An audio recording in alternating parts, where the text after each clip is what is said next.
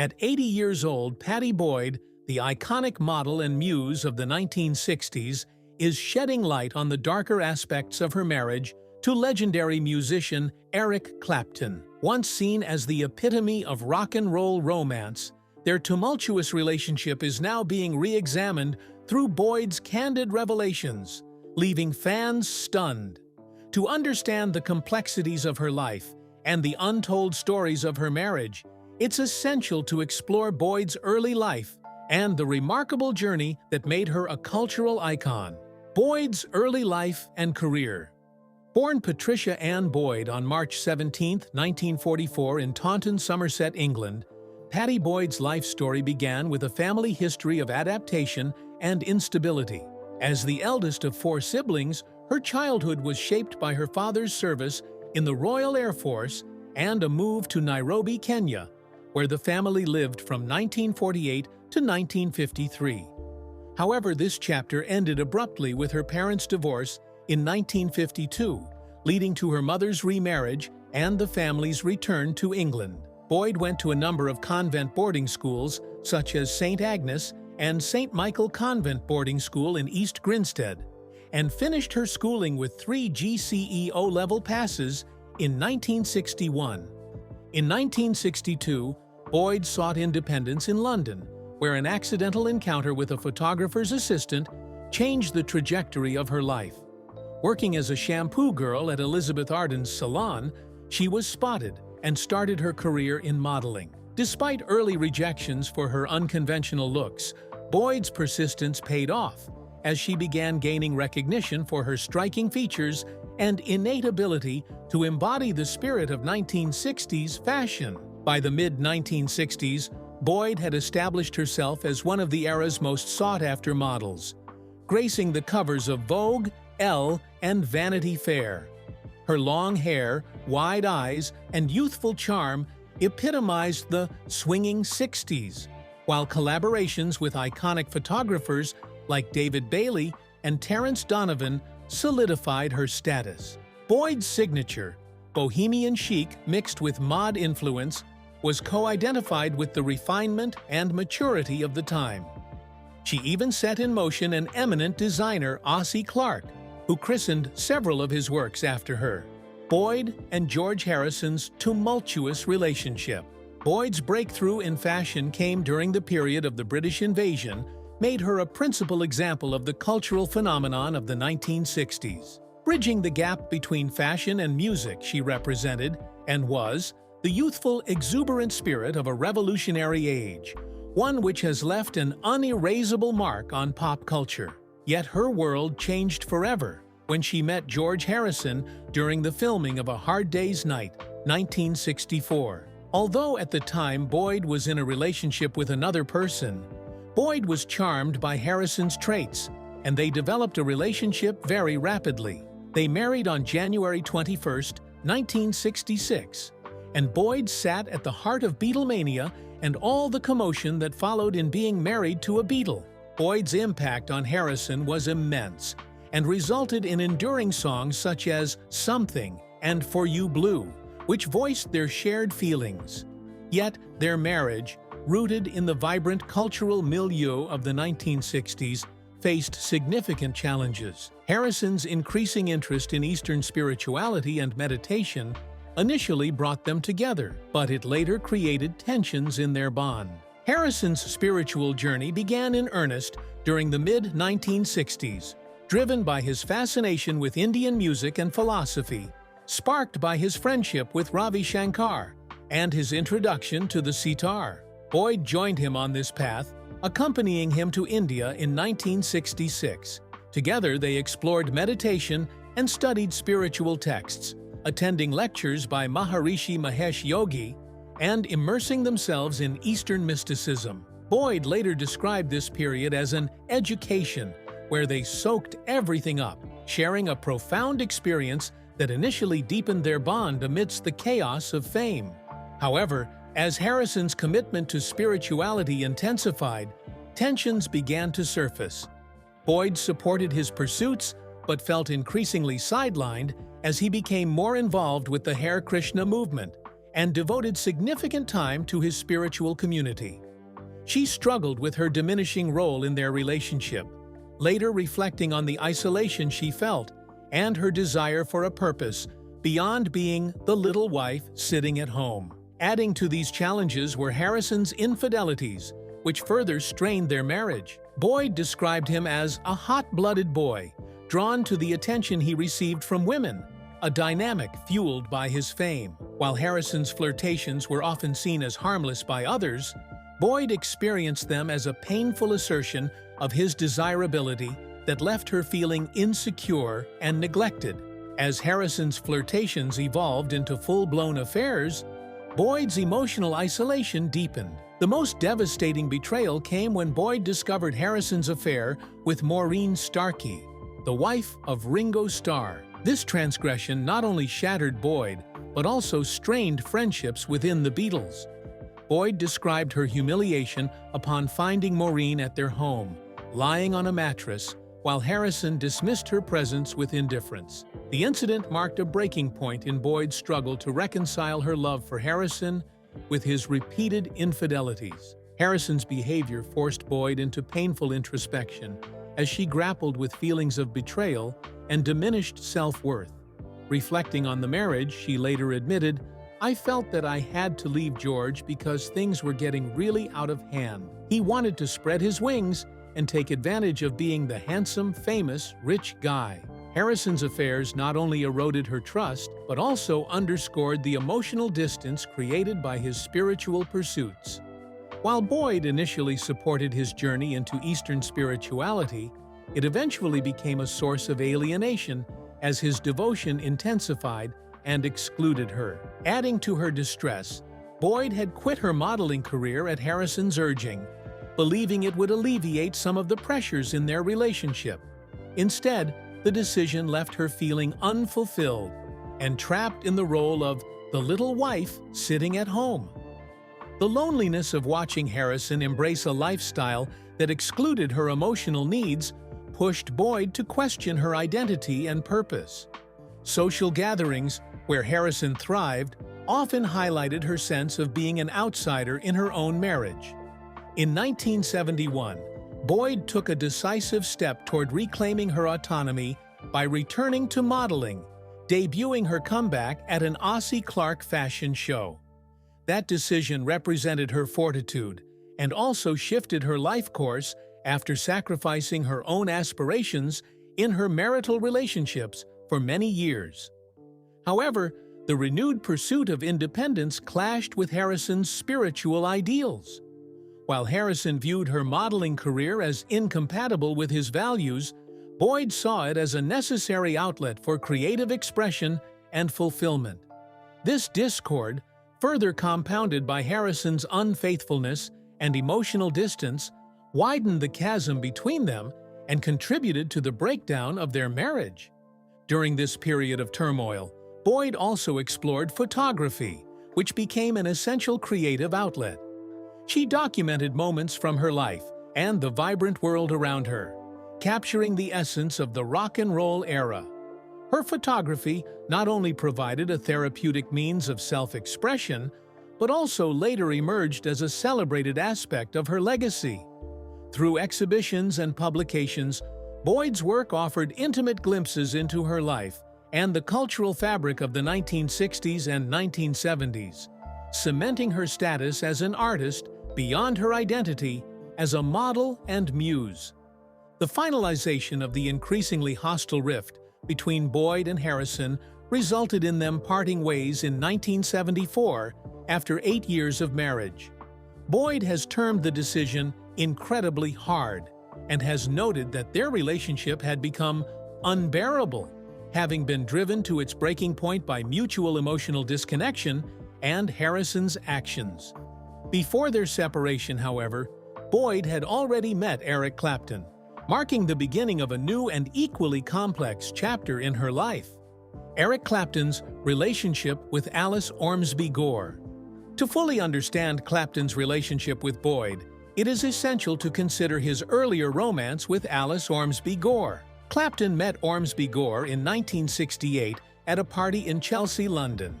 At just 17, Ormsby Gore was drawn to Clapton's fame and charisma, and their passionate romance quickly blossomed. However, their relationship was marked by tumult, largely due to Clapton's ongoing obsession with Boyd, who was then married to Harrison. This obsession caused much friction between Clapton and Ormsby Gore, involving recurrent separations and reconciliations. Adding to the complexity, both Clapton and Ormsby Gore succumbed progressively to substance abuse while in each other's company, most prominently heroin addiction.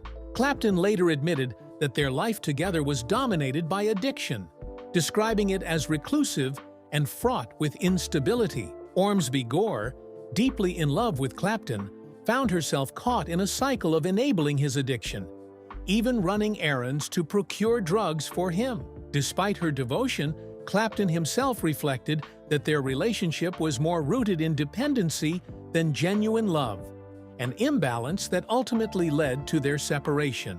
Eric Clapton's relationship with Paula Boyd. Amidst this turmoil, Clapton's feelings for Pattie Boyd intensified, leading to a brief and complicated relationship with her younger sister, Paula Boyd. Paula, born on March 14, 1951, in Nakuru, Kenya, was known not only for her beauty, but also for being the sister of Pattie, who was married to George Harrison of the Beatles. Clapton and Paula began dating in December 1969, after Pattie introduced them following a concert in Liverpool. Clapton was immediately smitten with Paula's charm, and after their first meeting, they spent the evening together, dancing and bonding. Their relationship quickly progressed, and Paula moved in with Clapton at his home in Hurtwood Edge, Surrey. However, despite the excitement of the rock star lifestyle, the relationship was overshadowed by Clapton's ongoing emotional turmoil due to his intense infatuation with Pattie. Though Clapton was romantically involved with Paula, his heart remained firmly attached to Pattie. His profound longing for her was so powerful that it poured out through his music, most famously in the song Layla, which captured the depth of his feelings. This emotional conflict created tension in his relationship with Paula, as Clapton continued to express his feelings for Pattie through letters, despite being with her sister. In Wonderful Tonight, Pattie recounts how Clapton's letters to her reflected his struggles with unrequited love, contributing to the strain on his relationship with Paula. By March 1970, as Clapton's obsession with Pattie grew, the tension between his feelings for her and his relationship with Paula became unsustainable. Pattie, now married to George Harrison, received a letter from Clapton revealing his inner turmoil over his emotional conflict. Clapton's home life was deteriorating, and the letter revealed his desperation and longing for Pattie, which was becoming impossible to ignore.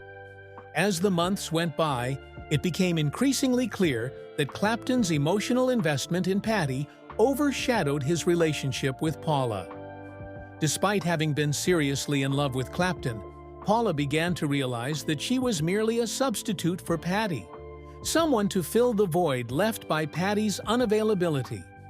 This realization came into full focus during a trip to Miami, where Clapton was recording Layla. There, Paula discovered that the song Layla was inspired by her sister, adding to her heartbreak. Paula felt her pride and self-esteem erode as she grappled with the painful truth that Clapton's heart belonged to someone else. Ultimately, the relationship between Clapton and Paula ended as his infatuation with Pattie reached its peak. Their breakup marked a turning point for both, as Clapton's pursuit of a relationship with Pattie Boyd began in earnest. After the end of his relationship with Paula, Clapton continued to struggle with his emotions regarding both sisters. His connection to Pattie grew stronger as they navigated the complexities of love and fidelity within the volatile world of rock and roll fame. For Paula, the experience left lasting emotional scars. She had genuinely loved Clapton, yet she always felt overshadowed by her sister's presence in both their lives. Pattie Boyd later reflected on this tumultuous period, acknowledging the emotional fallout. She recognized that while Clapton had once been deeply enamored with Paula, it was clear he could not escape his feelings for her sister. This situation highlighted the personal challenges individuals face when entangled in fame, where love is often complicated by desire, jealousy, and unfulfilled longing. Eric Clapton's tumultuous relationship with Pattie Boyd. Despite the breakup, Clapton did not relent in his pursuit of Pattie. He sent her a series of candid love letters, asking whether she still loved her husband or had another lover. This correspondence created a complex emotional landscape for Boyd, who was trying to navigate her troubled marriage to George Harrison while also grappling with Clapton's growing affection. For Pattie, the emotional fallout was significant. Initially, she chose to remain loyal to Harrison despite her own feelings for Clapton.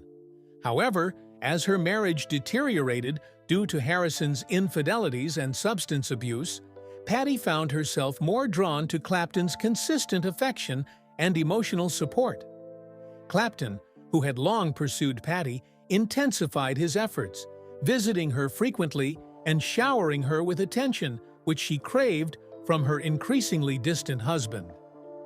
In 1970, Clapton famously told Harrison, "I have to tell you, man, I'm in love with your wife," complicating their friendship.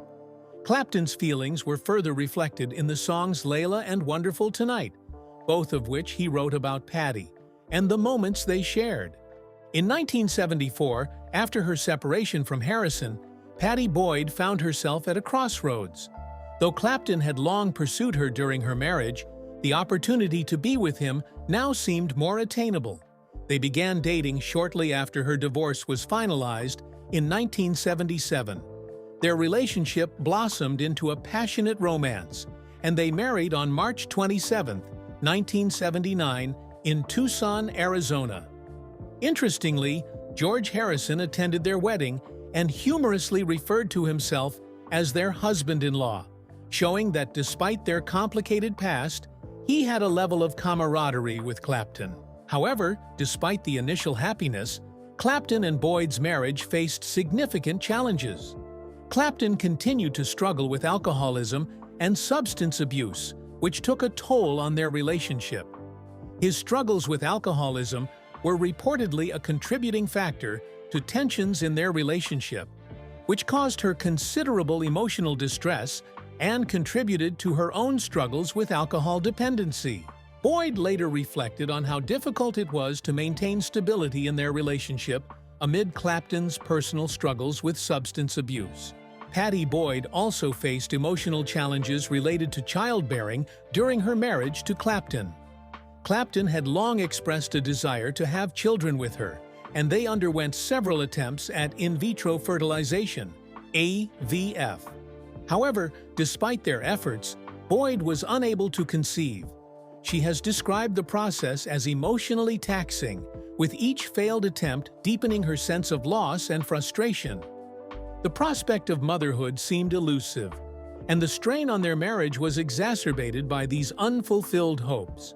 Although Clapton was supportive during the IVF process and encouraged Boyd throughout their attempts to have children, the strain of these emotional challenges, combined with his personal struggles, proved to be too much for their relationship. The situation took a devastating turn when Boyd discovered Clapton's infidelities. In 1985, Clapton fathered a daughter, Ruth, with Yvonne Kelly, and in 1986, he had a son, Connor, with Lori Del Santo. Boyd learned of Ruth's existence after their separation in 1988, but was informed about Connor while still married to Clapton.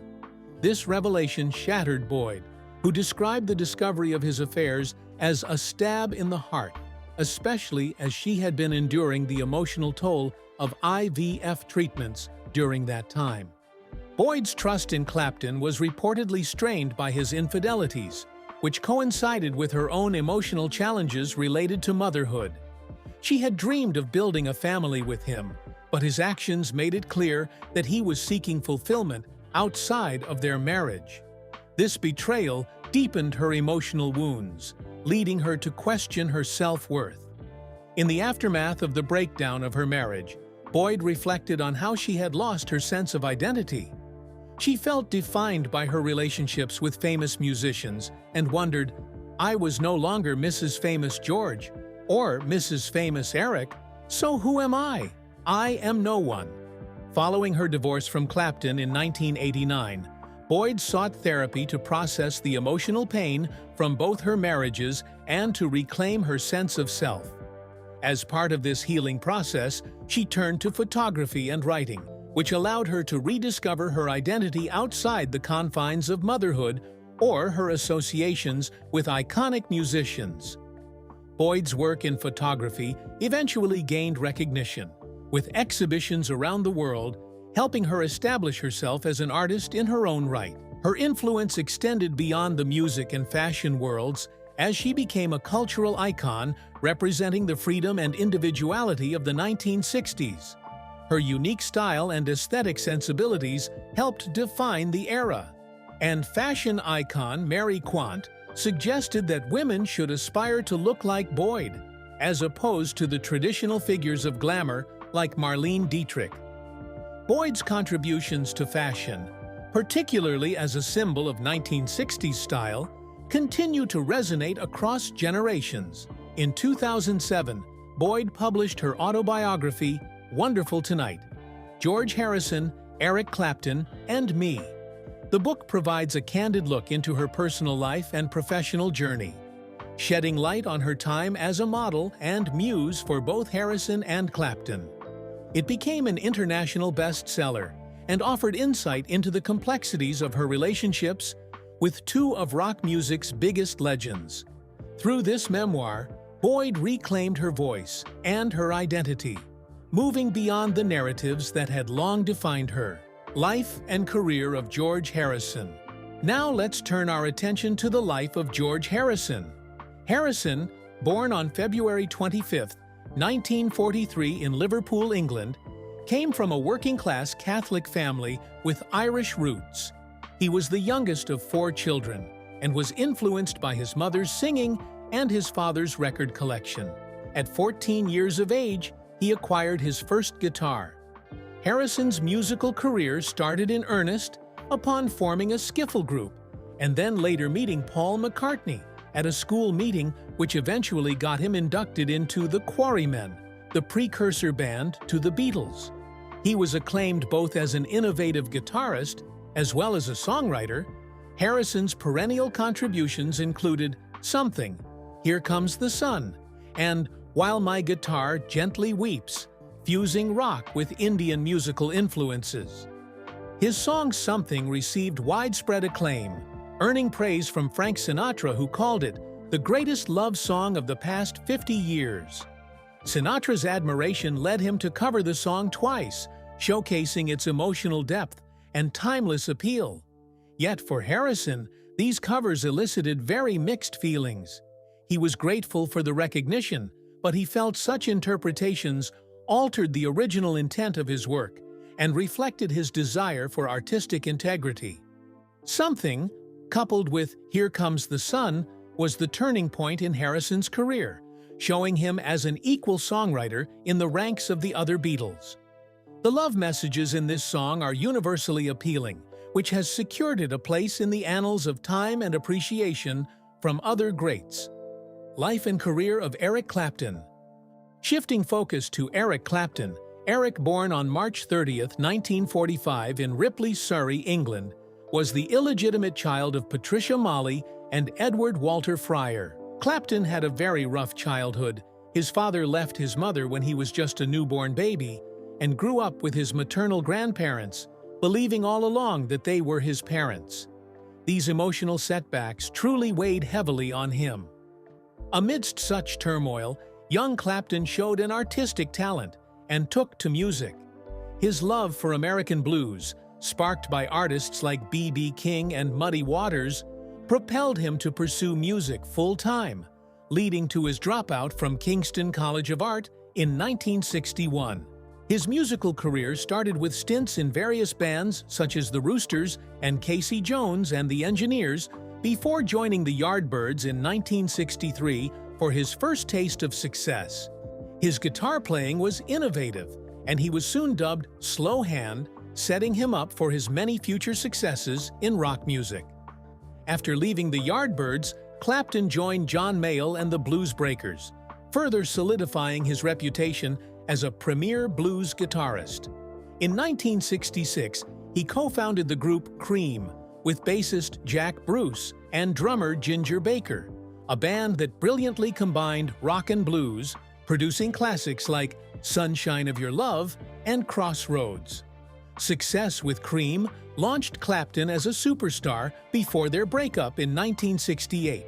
After the breakup of Cream, Eric Clapton formed the supergroup Blind Faith, featuring Steve Winwood, but the band dissolved after releasing just one album.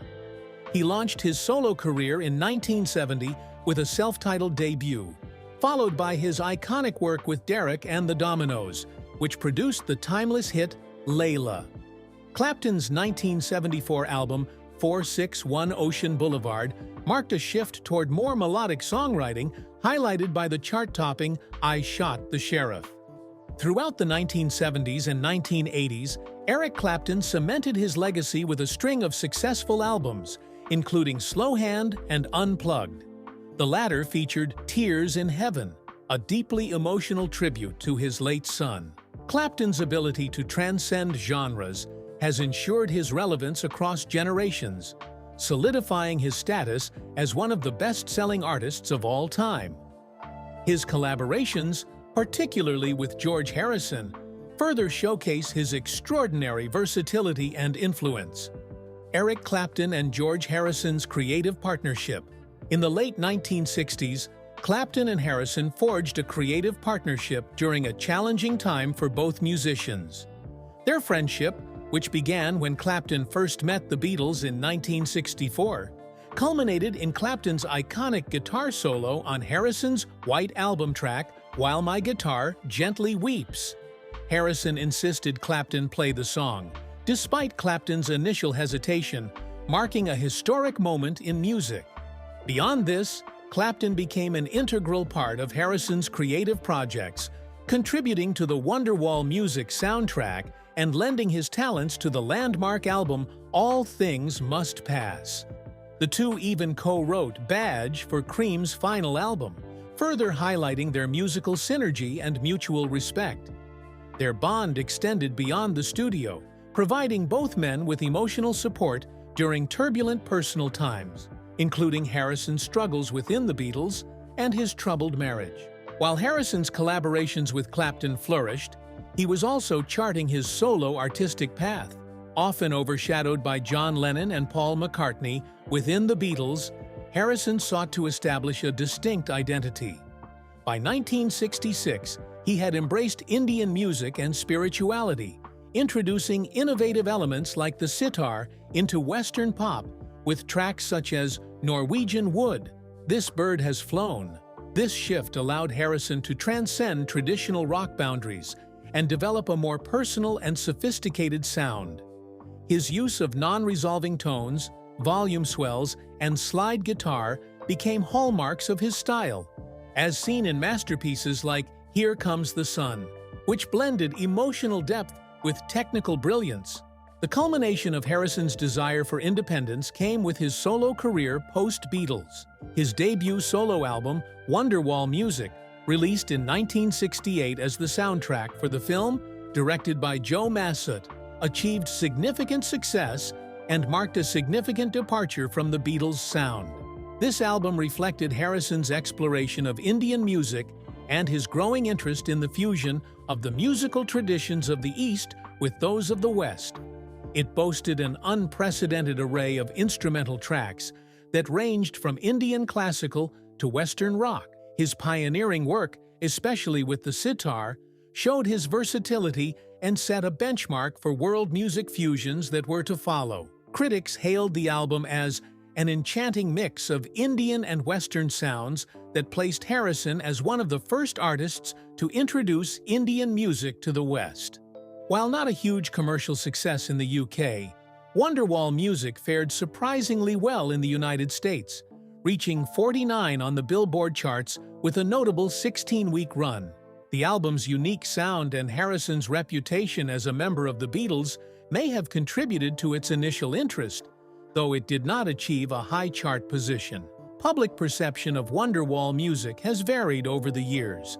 Contemporary reviews ranged from praise for its inventiveness to critiques labeling it primarily as an album for dedicated fans.